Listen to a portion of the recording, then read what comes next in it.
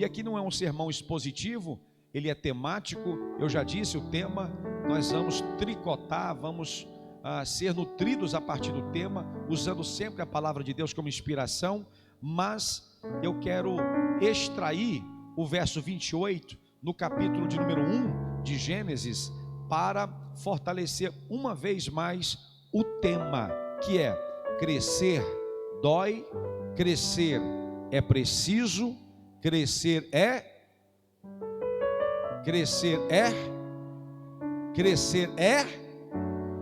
urgente. Crescer é urgente.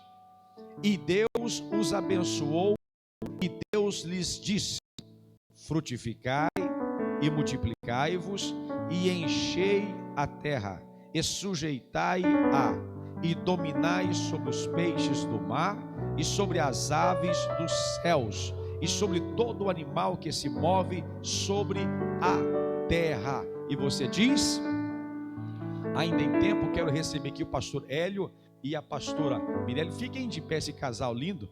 O neném está lá em cima, né?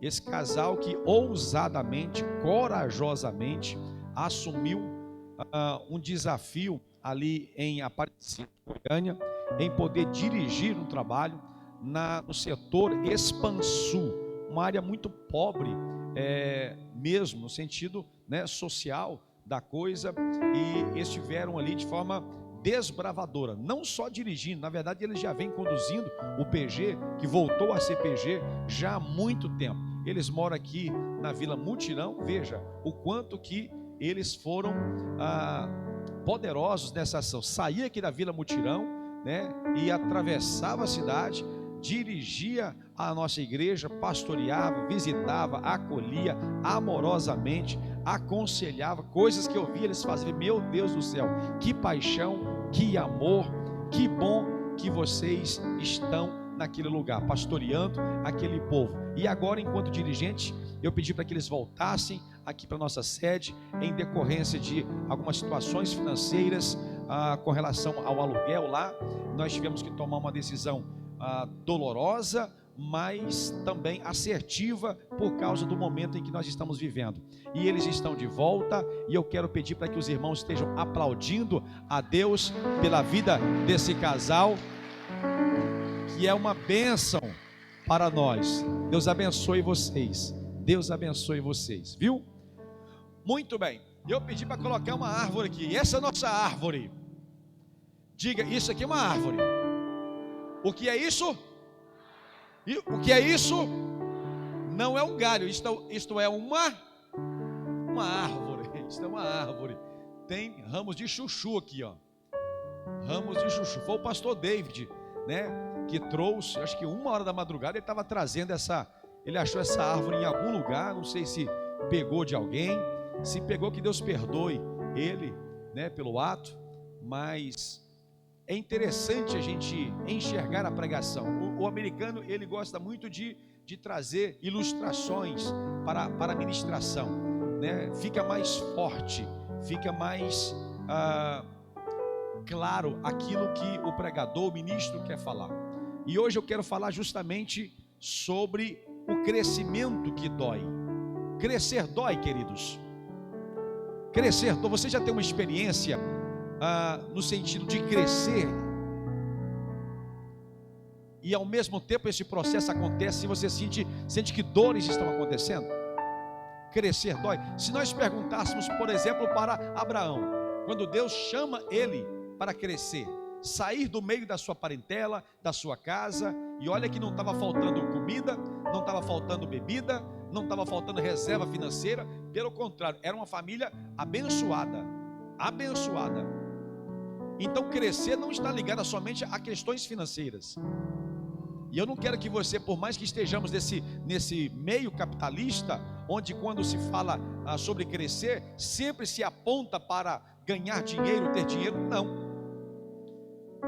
Abraão tinha, com toda a sua família, o pai tinha condições, a família tinha condições, ele estava muito bem. Mas se perguntássemos a Abraão, se pudéssemos entrevistar, e aí, doeu? Claro que dói.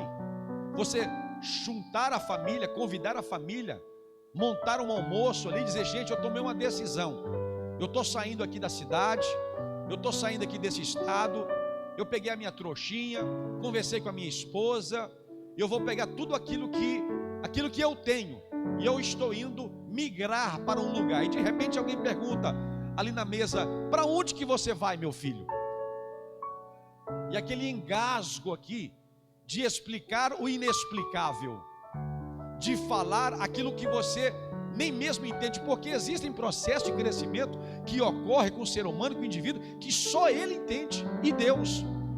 A tentativa de você explicar para um ou para outro, na verdade é um modo de você entrar em sofrimento, porque o povo não vai entender, não vai compreender.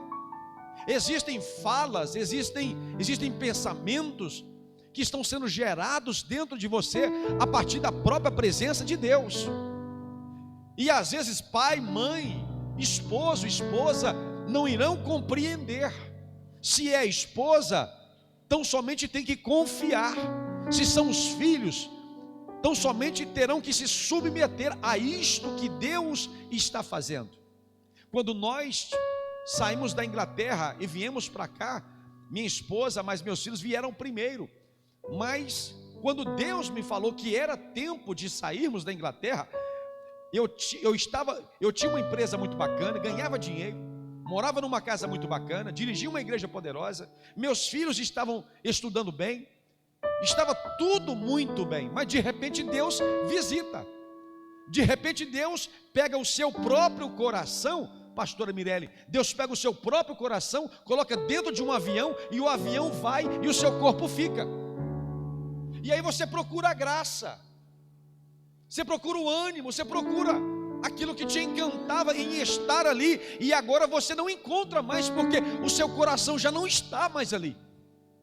E aí você começa a entrar em crise, porque você tenta pegar explicações, e é um sofrimento, e dói muito, porque até então não é nada palpável, não é nada tangível, você não enxerga. É só algo que arde, é só algo que ferve, é só algo que lateja na sua mente o tempo inteiro, dizendo: é hora, é hora, é hora. E aí você ora, faz aquele processo espiritual que nós sempre fazemos. E aí você começa a se aconselhar com um ou com o outro, e dificilmente as pessoas estarão em um nível tão espiritual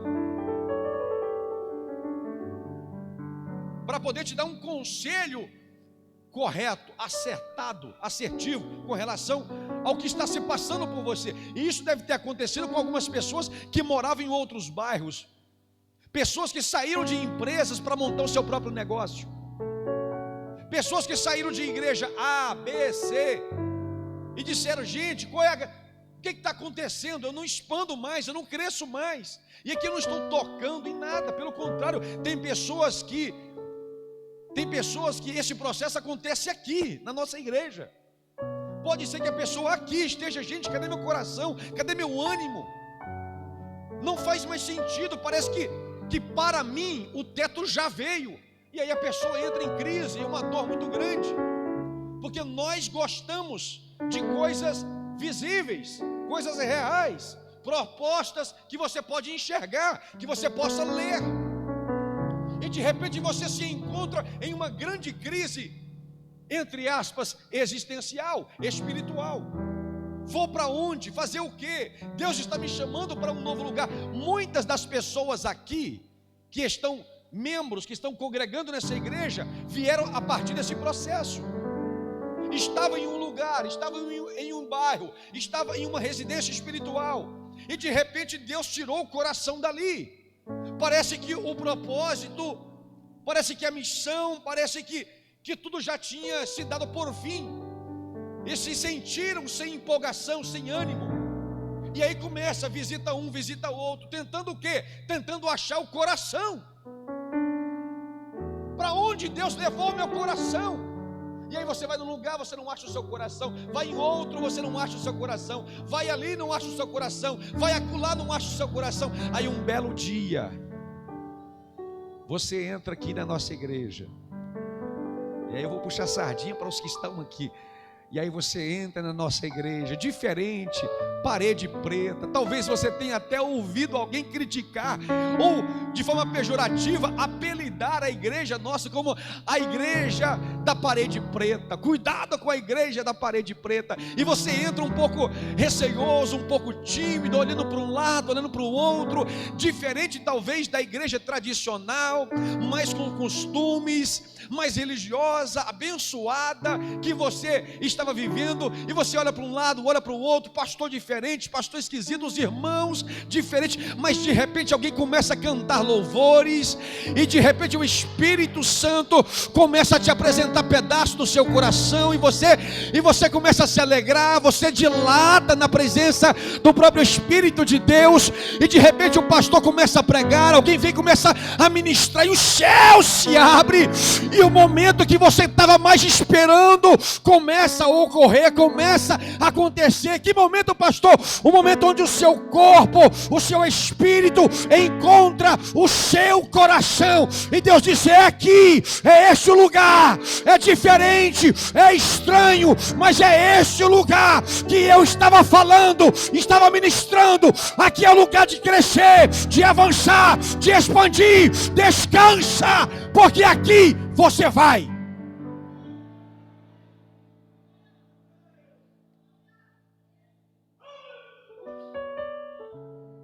Mas dói, todo o processo dói. Dói.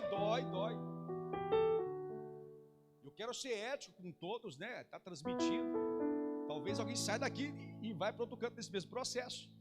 Se perguntássemos para Moisés, se crescer dói. Aliás, para todo o povo de Israel, já há 400 anos, pacientemente aguardando um projeto, uma promessa de Deus feita a Abraão. Aguardando. Só que 400 anos, mano, é muito tempo.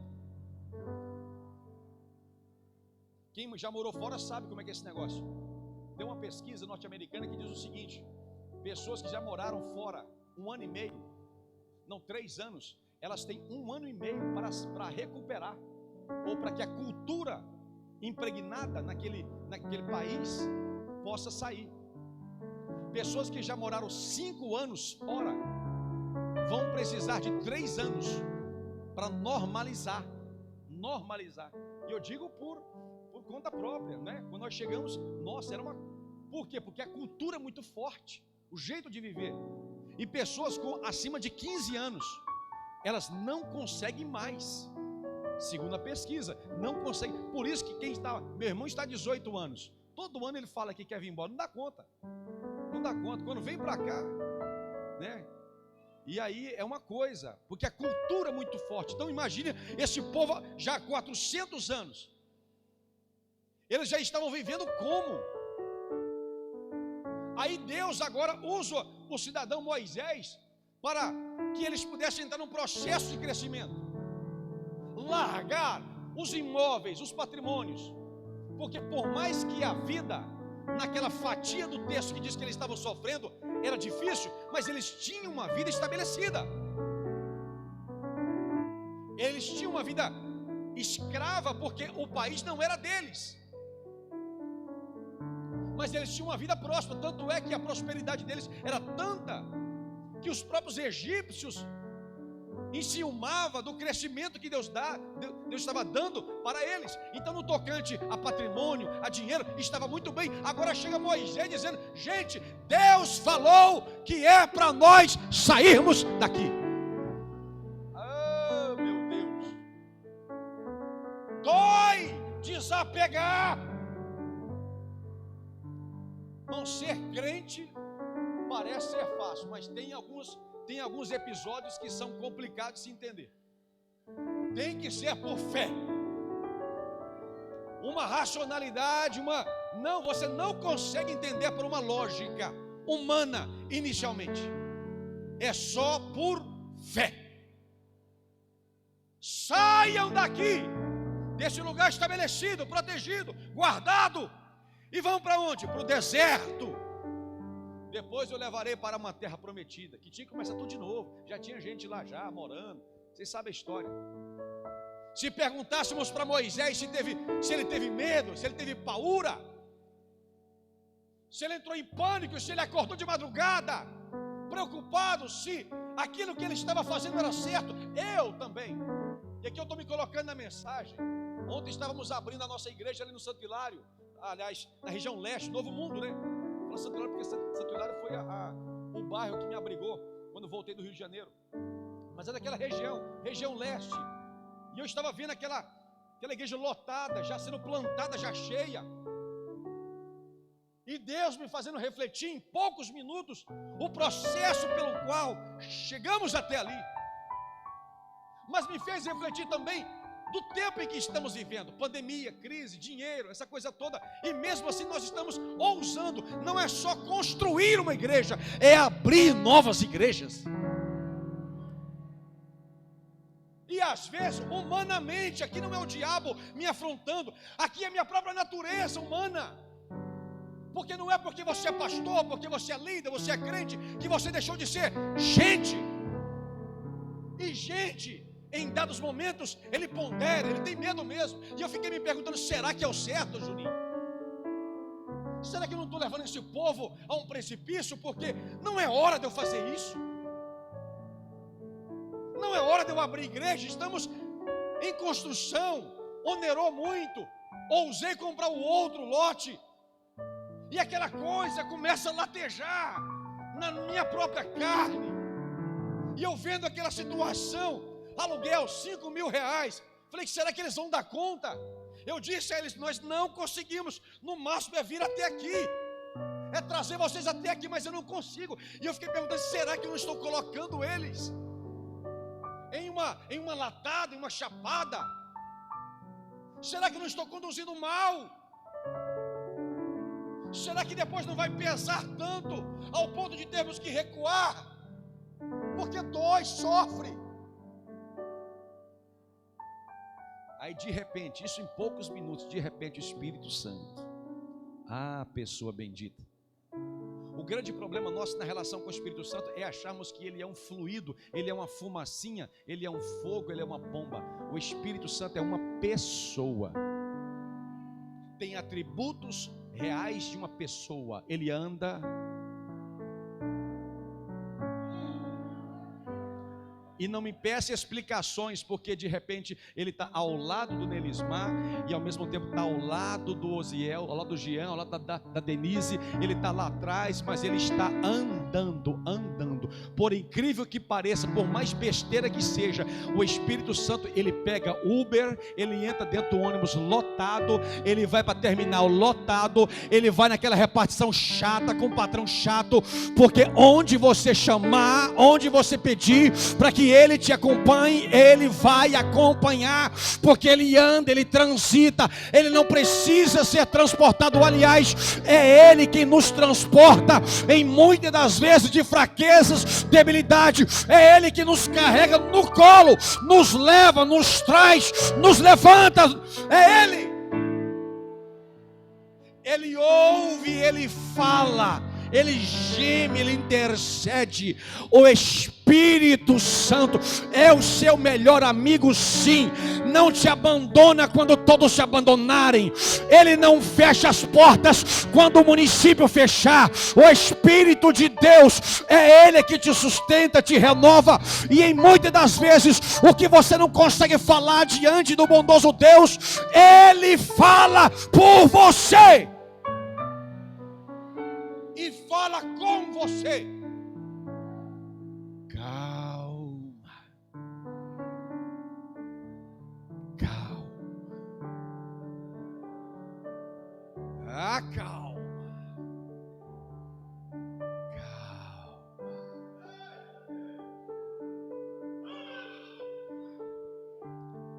às vezes a agitação todinha de um lado para o outro, ele vem e diz, calma,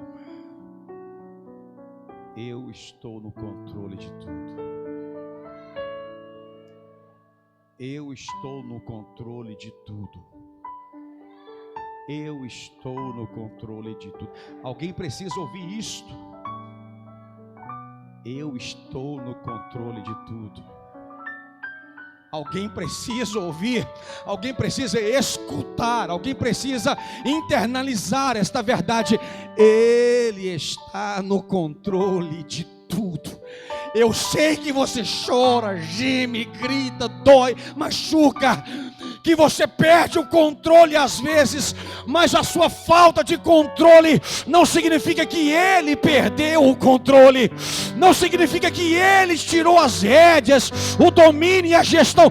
Tudo está sendo guiado por Ele. Espírito, enche a minha vida. Espírito, enche a minha. Momento de maior dor, quem vai estar lá? Ele. Com todo respeito a pai, mãe, esposa e esposa. Quem vai estar lá? Espírito, enche a minha vida. Espírito. E aí de repente ele começa a te encher. Para uma jornada inteira, nada, só o próximo passo. Ele te enche tanto domingo, tanto num culto, tanto na palavra, tanto. Para quê? Para o mês todo? Não, só o próximo passo. Porque Deus só precisa que você dê o próximo passo. Você gasta energia todinha vendo a jornada, o processo todinho. Ele só quer que você veja o próximo passo. Se perguntássemos para Daniel, por exemplo, se crescer dói, é claro que dói. Crescer dói demais. Sair da sua terra, da sua pátria, ser colocado naquele lugar, dói muito. Crescer dói. Crescer dói. Crescer envolve alguns fenômenos desconfortantes. Primeiro, silêncio. O silêncio é um fenômeno. Enquanto uma ação que você pode expressar, falar e você opta por ficar em silêncio, é um fenômeno que de fato ele é desconfortante. Ele sublima, ele recalca a própria raiva. Ele empurra, ele administra o desejo de se vingar. Silêncio. Pessoas que estão em processo de crescimento certamente enfrentarão esses fenômenos desconfortantes. Primeiro, o silêncio. Existem crescimentos que nós iremos obter a partir do silêncio. Eu sei que dá vontade de falar. Eu sei que dá vontade de verbalizar, de jogar tudo para fora, de vomitar, de dizer, de apontar o dedo, de ir atrás, de murmurar, como o povo fez, de abrir a boca e questionar o próprio Deus, a própria ação e tudo, murmurar contra o céu, contra a igreja, contra o próprio Deus, murmurar.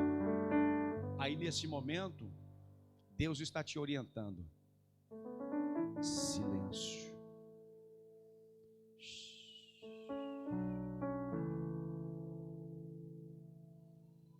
Jó foi desmontado em perguntas. Jó, quando começou a questionar Deus e abrir a boca e verbalizar, tirar do coração toda aquela angústia, aquela coisa toda, Deus desceu numa pergunta, Deus desmontou ele. Quando Deus disse assim: onde é que você estava? Quando eu fiz todo o universo,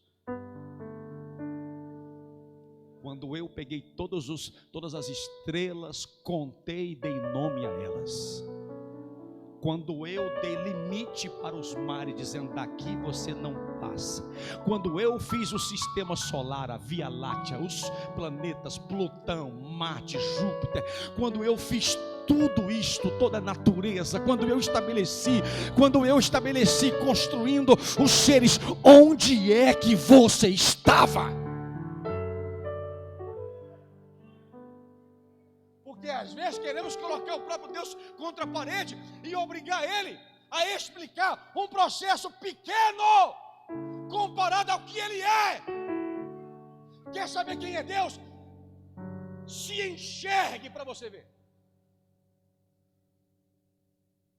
A partir da nossa insignificância, do nosso tamanho. Já viu o tamanho do seu bairro? Onde é que você mora? Curitiba, Vila Mutirão? Fim Social, Balneário, Aparecida de Goiânia? Onde é que você mora? O tamanhozinho do seu bairro comparado ao próprio estado de Goiás, à própria nação brasileira, ao planeta Terra. Já viu o tamanhozinho desse planeta? O quanto pequeno ele é diante de todos os planetas do nosso sistema. Já viu o tamanho pequeno do nosso sistema diante da Via Láctea que cobre o nosso sistema? Aliás, temos centenas de outras Via Lácteas. Você sabe o tamanho do seu Deus? É quando você enxerga o seu próprio tamanho e mesmo assim queremos colocá-lo contra a própria parede e dizer: me explique esse processo. Mas mesmo assim, Deus lá de cima, Ele desce. Oh, amor de Deus!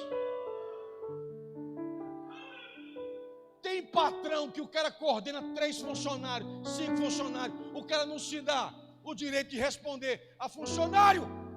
Agora imagine um Deus como esse.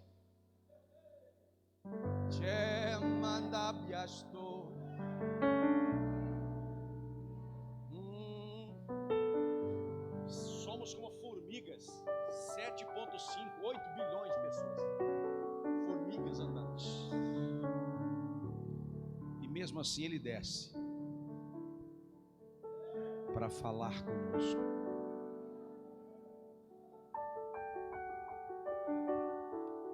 E nesse projeto de agitação, o que Ele vai dizer?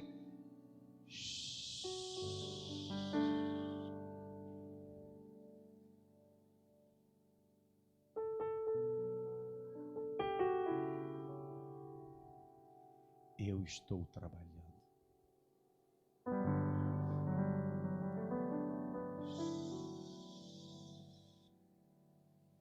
Ouça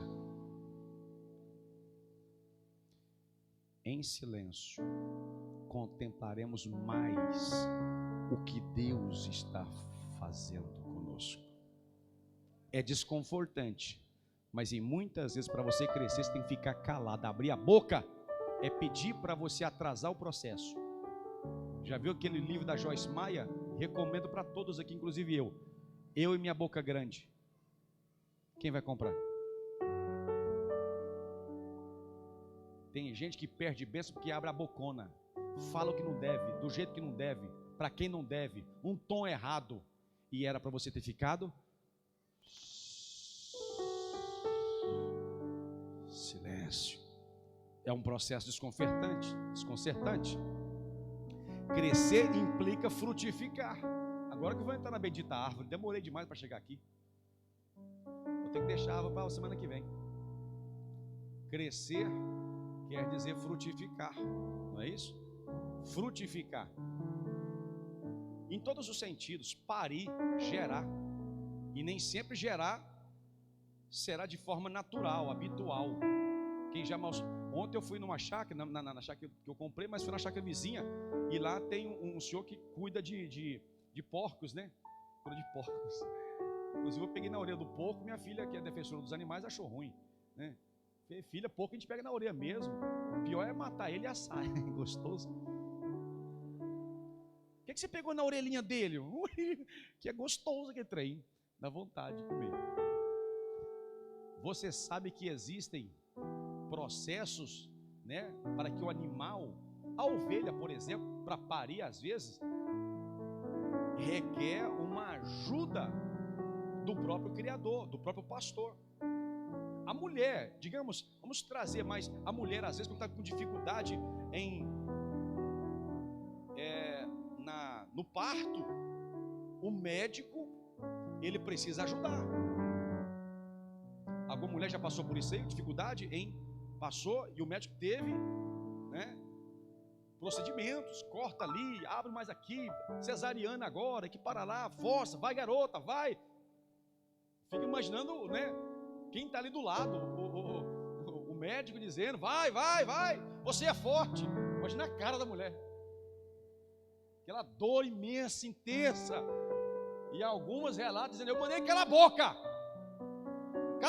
eu sei, está saindo, está vindo, bora, que moleza.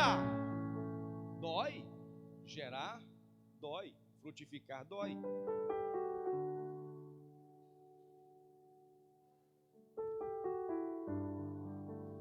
Lá na chácara nossa, pegou fogo tudinho. E aí, tem um pé de manga lá, das poucas árvores que sobraram, um pé de manga que está todo comido, né, pelo fogo e secou. Mas tem alguns ramos, tem algumas varas, alguns galhos novinhos. Tem um monte de pé de coco lá. Em breve os irmãos estarão indo lá, em nome de Jesus. Amém, irmãos? Vão estar indo lá.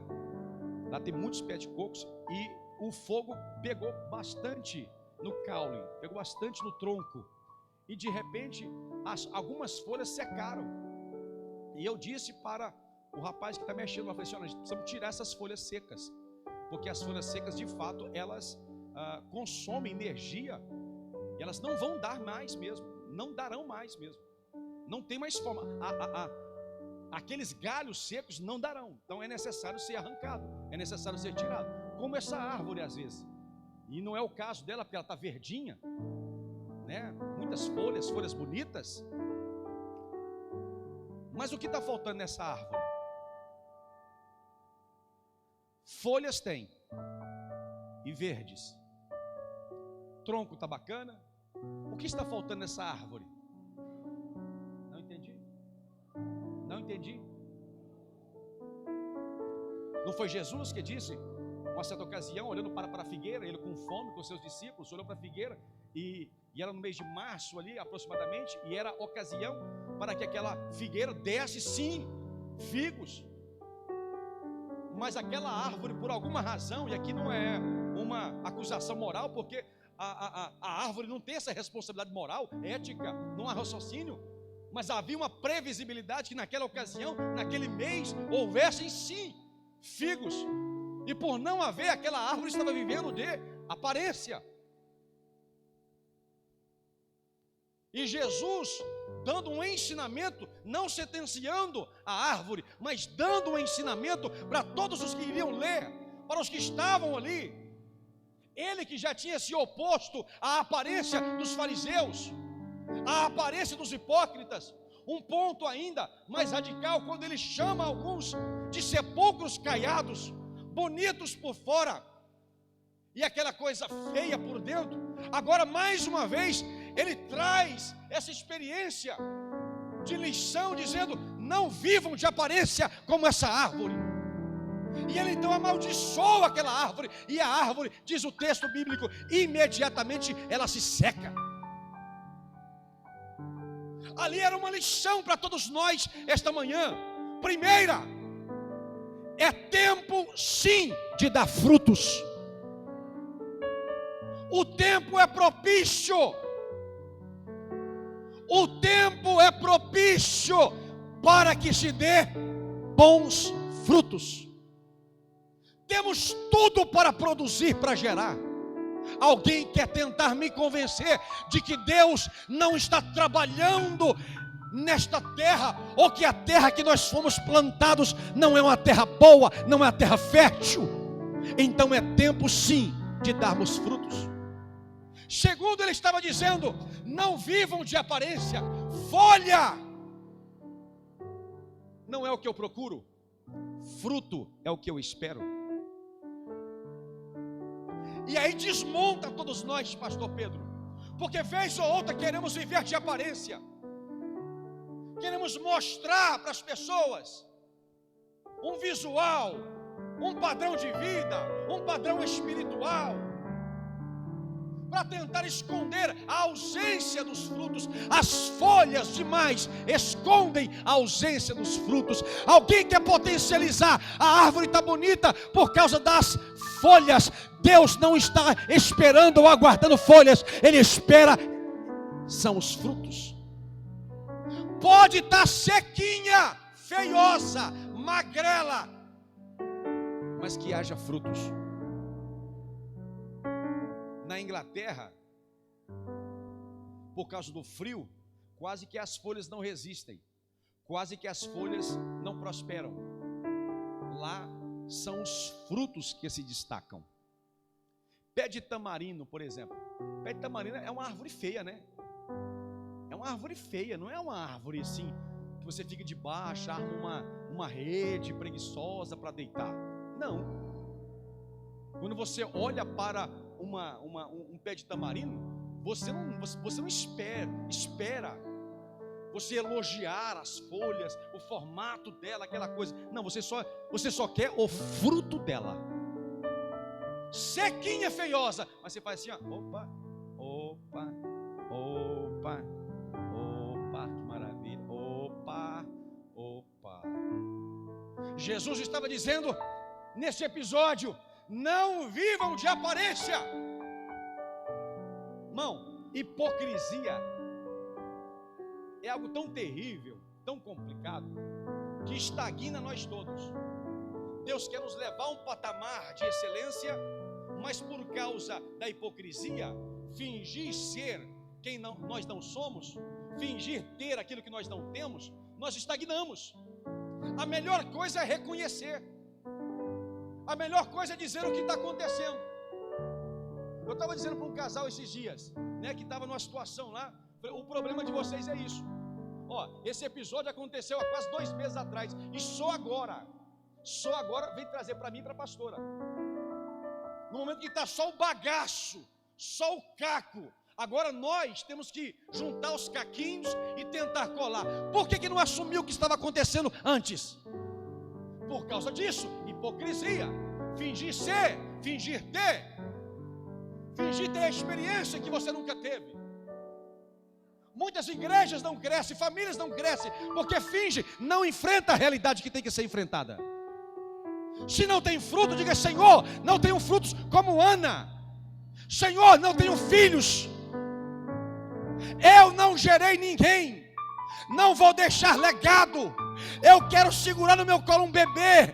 Eu quero sentir a pele. Eu quero amamentar. Eu quero ter um filho. Senhor, a minha realidade é essa. Eu sou infértil. O Senhor cerrou a minha madre. Não tem nada. Mas Deus, dai-me filhos. Mas você é uma boa esposa, disse Eucana. Eu te amo. Você é uma boa mulher. Você é honesta. Você se veste bem. Você se porta bem. Você é crente. Eu te amo. Você é trabalhadora. Ana diz: você está vendo as folhas? Eu quero filhos.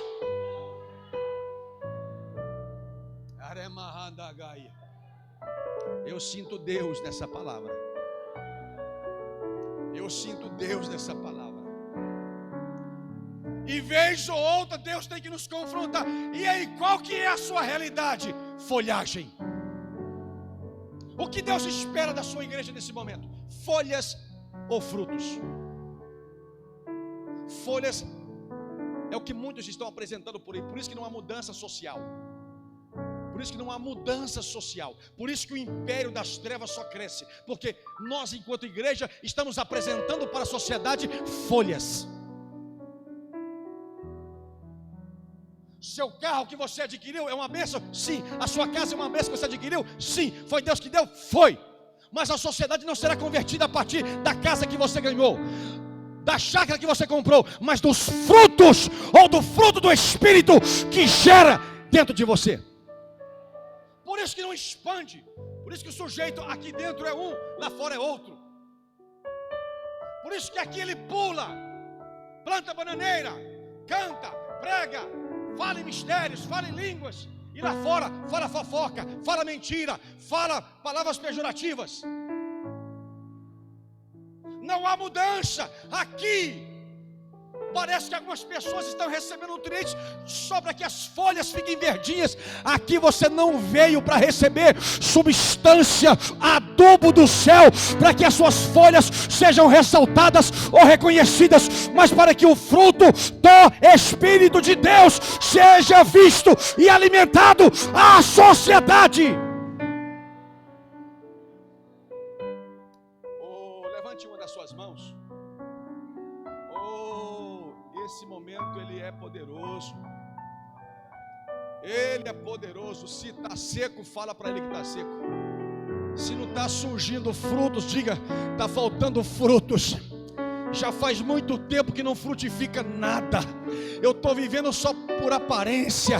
Eu estou vivendo só de coisa estereotipada. Eu estou mostrando algo que eu não vivo. Eu estou vivendo algo que eu não sou. Deus muda internamente. Entra, Senhor, nas minhas raízes. Aduba, mexe, tira, limpa, purifica. Tira galhos secos. Arranca galhos, arranca varas. Mexe, fere, machuca. Mas dai-me frutos. Dai-me frutos. Dai-me frutos. Eu poderia falar tanto dessa árvore, das raízes dela. Digamos que essa árvore é um carvalho. Se fosse um carvalho, seria um brotinho. Porque o carvalho ele vive de entre 500 anos a 1000 anos. É uma árvore frondosa.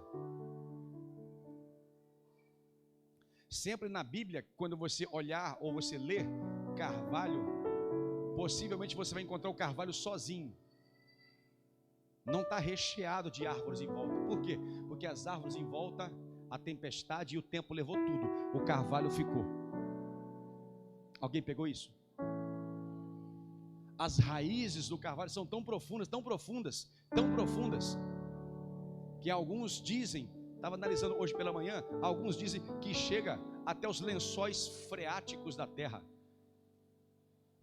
E uma das razões para que, mesmo que você cortar o carvalho e fica só um toquinho, de repente nasce um brotinho e ele ressurge, recomeça. Uma das razões para tal é porque as suas raízes são tão altas, são tão compridas como a sua própria altura a partir da terra. Ele é tão forte da terra para baixo como da terra para cima. Alguém entendeu isso? Não tem que explicar? Tem que desenhar. Que a preocupação inicial sua não tem que ser um crescimento vertical, não tem que ser um crescimento somente da terra para cima, mas crescer para baixo. E aqui eu estou dizendo de oração, de jejum, de se humilhar na presença dele. Quanto mais as suas raízes ou as suas práticas de oração, de consagração, de intimidade com Deus se aprofundarem sobre a terra que você está plantada, mais você chegará aos lençóis de intimidade com o Espírito Santo, de forma que tempestade vem, tempestade vai, chuva vem, chuva vai, nada pode tirar ou arrancar você do lugar onde foi plantado. Não precisa mais de profecia para você ser crente. Não precisa mais de revelação para você ser crente. Não precisa mais de cargo na igreja para você ser crente.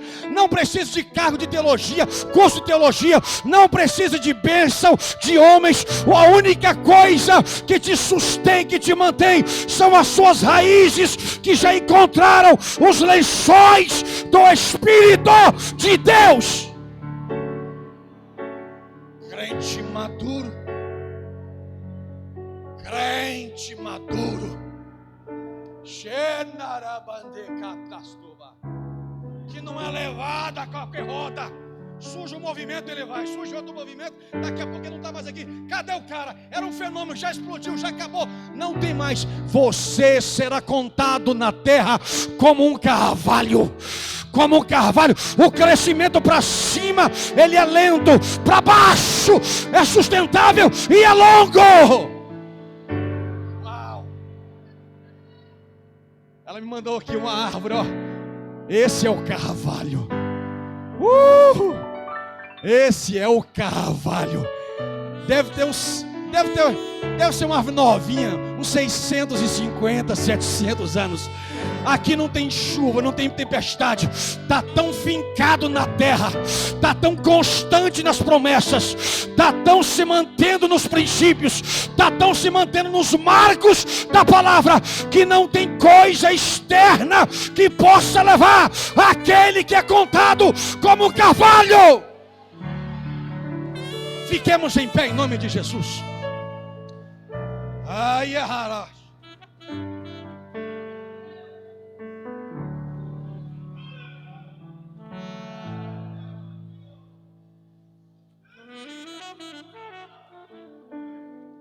não tenha pressa.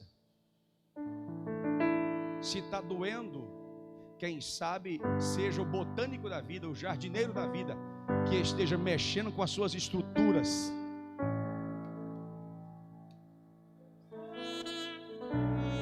Esta não.